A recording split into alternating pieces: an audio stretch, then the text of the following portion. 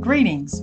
Welcome to Pivot and Prosper Strategies and Support for Women Changing Careers, where we discuss how to navigate career changes and provide strategies and support for women who have experience in the workforce and are looking to transition into a new career. I'm your host and career coach, Diane Woods, and it is important to me to be able to assist you in your career change and to make that transition as easy as possible. I do invite you to follow us and share the podcast with your family and friends. You can also click on the link in the podcast and visit our websites to check out some of our additional resources as well. I'd also like to invite you to share your thoughts about the podcast as well as ask a question that you may have about career change. So thanks so much for tuning into the podcast. Now, let's get to today's episode.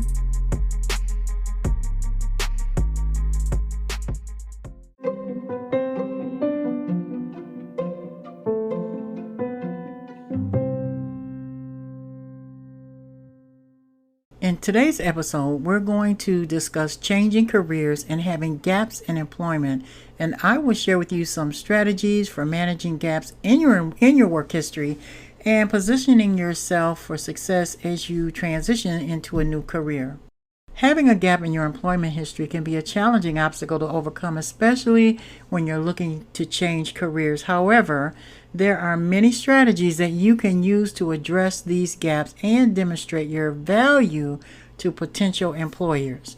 Now, the first thing to remember is that you have value. Second, it's important to be honest about why you have gaps in your employment and your work history. Whether you took time off to care for a family member, travel, or pursue your education, make sure that you explain these reasons clearly and concisely. What I want to do is share 5 additional strategies that you can use for developing a good answer for your gaps in employment. And I suggest that you do this in advance so that you won't be rambling on about different things or sound like you're confused to the people to whom you're speaking with. So the first tip I want to give to you is to welcome the question. Don't be defensive and be aware of your body language. When you are talking to someone, just mention the fact that, well, I'm glad you asked, or, say something like that, or I want to explain. It's personal, but, you do have the right to know. Those types of entrances to your challenges when they ask you the question is important, how you step into that question. The next thing, number 2, is to explain. Now, share a brief explanation why you made the decision that you made. Don't blame other people or be negative. And remember that our decisions are our responsibility. So make sure that you're explaining and you're giving brief. You don't have to go into super details about it. It's also important to show what you've been doing during the gap in employment, if you've been in school or something to that effect. Now, this could be anything from volunteering, taking classes, a workshop, to build new skills, reading, freelance or consulting work, different things like that. So demonstrate that you have been active during that time in the gap in your employment. Even if it's not directly related to that new career, highlighting these experiences shows that you've been active and engaged during the time off or during the time you've had this gap. Another strategy, number 4, is to consider taking on a temporary or a contract work. This may or may not work for you depending on your schedule. So it really is up to you as an individual. You want to take on something that you can manage, that you can handle at the time. This can help you build new skills or gain valuable experience, and it can make connections in your new field as well. But now these types of roles can also provide, a bridge between your previous work experience and your new career path. So think about that. Take time to make sure that this is something that you really want to do. I can't really stress that enough when we're changing careers, not to just do anything that just pops up, but to do something that you're passionate about, especially in part 2 or round 2 in your career change. Now, lastly, it's important to stay positive and focused on your goals. Now, changing careers, we already know, are challenging. Nobody has to tell us that. It's very, very stressful. It can be mentally draining because it may not turn out the way we had anticipated it to turn out. But it's important to remember remember that your past experience and skills are very, very valuable. You are valuable. And don't let anyone discourage you in regards to, well, this is something new technology, you're not up to date.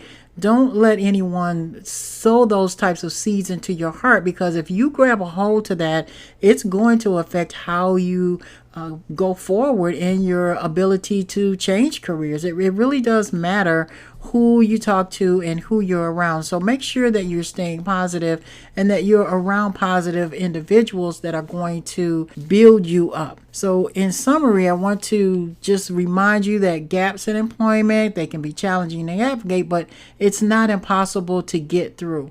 Make sure that you have the right mindset as you're overcoming the obstacles, and write these things down. You should have a journal of some sort. When you should have a journal, I would say anyway. I have a journal, but when you're changing careers, you want to take that time to have that quiet time, sit down, find some place where you can just be alone and write down your goals. Make sure that you're following your heart, and I cannot stress that enough, to follow your heart and make sure that you're listening to that something told me, your spirit man in there, to help guide you along the way.